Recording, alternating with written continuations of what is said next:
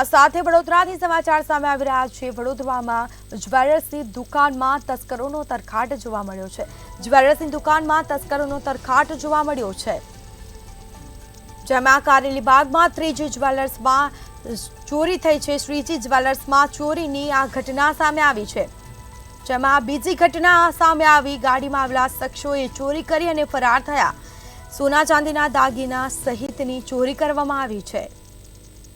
તસ્કરો ચોરી માટે વાપરતા ગેસ કટર મૂકી અને સલામત રીતે તેઓ ફરાર થયા છે। કારેલીબાગ પોલીસ ઘટનાસ્થળ પર પહોંચી અને આ મામલે તપાસ પણ કરવામાં આવી છે।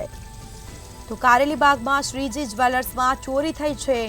અગાઉ પણ આવી ઘટના બની હતી। વડોદરામાં જ્વેલર્સની દુકાનમાં તસ્કરોનો તરખાટ જોવા મળ્યો છે। તો સીસીટીવી ડીવીઆર સહિતના પુરાવા પણ સાથે લઈને ચોર નાસી છૂટ્યા છે। તસ્કરો ચોરી માટે વાપરતા ગેસ કટર મૂકી અને તેઓ ફરાર થયા।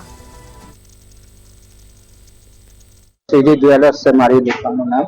સવારે 6:30 વાગે ભાઈના શાલાએ ફોન કર્યો કે તમારે આ રીતનું શટર અસર થઈ ગયું છે, એટલે અમે ચેક કરવા આવ્યા। એમાં ગેસ કટરથી બધું તાળા ને બધું તોડી કાઢ્યા છે। 10 તાળા મારેલા હતા, શટર ને બધું તોડી નાખ્યું, અંદરની શેપ ને બી બધું ગેસ કટરથી કટ કર્યું છે। શું મુદ્દા માલ હતો એમાં? મુદ્દા માલમાં હજુ જોવાનું છે મારે કે શું છે શું નહીં। ચાંદીનું ને સોનાની વસ્તુ ગઈ છે।